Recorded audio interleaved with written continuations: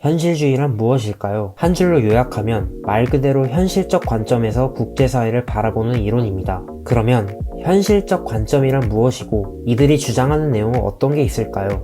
현실주의 안에는 여러 가지 분파들이 존재합니다. 분파들 사이에는 분명히 차이가 있지만 동시에 모든 분파가 갖고 있는 공통점 또한 존재합니다. 이번 영상에서는 이 부분을 중점으로 다루어 보겠습니다. 우선 현실주의 시각에서는 국가를 가장 중요한 행위자로 봅니다. 세계에는 국가 이외에도 국제기구나 다국적 기업, 힘있는 개인, 테러단체와 같은 다양한 행위자들이 존재합니다. 그러나 현실주의에서는 그런 국가 이외의 행위자, 다른 말로 비국가 행위자들을 주요 고려 대상으로 여기지 않으며 오직 국가를 중심으로 국제사회를 이해합니다. 여기서 그러면 유엔은 국제기구인데 국제사회에서 중요한 역할을 하잖아. 뭐야? 라고 반문할 수 있습니다만 현실주의자들은 유엔과 같은 국제기구 또한 강대국의 영향을 크게 받고 국가들의 주도적인 역할이 필요하다는 점에서 결국 국가라는 큰 바운더리 안에 속한다고 보기 때문에 국가를 중심으로 국제사회를 이해한다 라는 사실은 변하지 않죠. 여러분이 한 국가의 대통령이 되었다고 생각해 봅시다. 그렇다면 다른 나라와 외교를 할 때 국익을 위한 선택을 할 건가요? 국익에 반하는 선택을 할 건가요?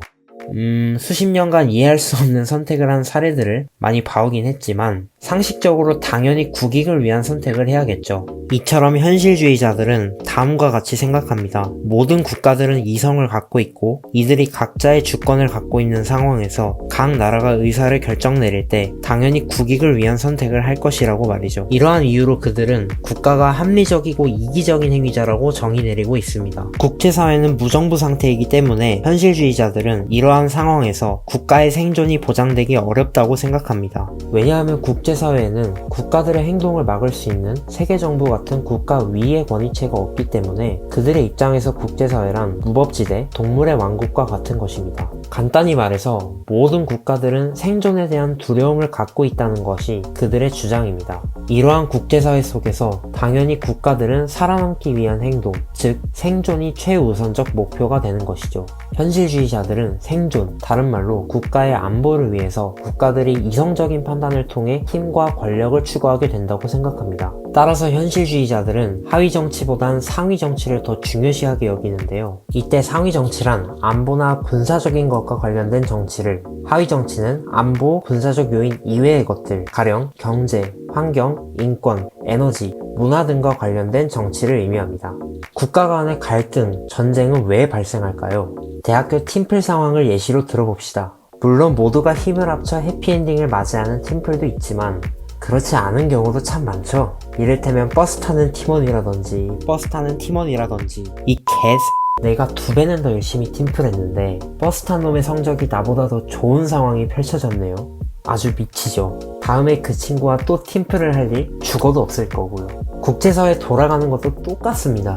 A국가가 B국가와 경제 협력을 했다고 가정해봅시다. 만약 B국가가 상대적으로 더 큰 이득을 봤다면 A국가 입장에선 당연히 배가 아파 미칠 노릇일 겁니다. 이에 그치지 않고 이기적 행위자 그 자체인 국가는 이 이익을 통해서 국력을 키울 것이고 국력을 키운 B국가가 A국가의 입장에선 아주 무서운 존재가 되어버립니다. 언제든 B국가는 A국가를 배신할 수도 있습니다. 왜냐하면 이를 규제할 상위의 권위체, 세계정부 같은 것은 존재하지 않기 때문이죠. 따라서 현실주의자들은 상대적 이익 발생으로 인한 문제와 배신의 위험성 때문에 국가끼리의 협력은 사실상 매우 어렵다고 보았습니다. 만약 협력이 발생했다고 하더라도 덜 이득 본 쪽이 더 이득 본 쪽을 시샘하기 때문에 협력이 장기적으로 지속되기는 힘들다고 주장하죠. 절대적 이득보다 상대적 이득에 더 예민한 국가의 특성으로 인해 협력은 어렵고 갈등이 발생한다고 보았습니다. 결국 생존을 위해선 스스로 힘을 키워야 하죠. 이를 자조라고 합니다. 현실주의자들은 다른 국가나 국제 제도를 통해 국가가 자신들의 안정과 생존을 그들에게 일임하는 행위를 신중한 행위라고 생각하지 않기 때문에 자조주의적 사고를 갖고 있습니다. 그러나 여러 이유로 혼자서 스스로 힘을 키울 수 없을 때가 있습니다. 이럴 땐 동맹이라는 방법을 통해 자국의 능력을 극대화시키는 방법이 있습니다.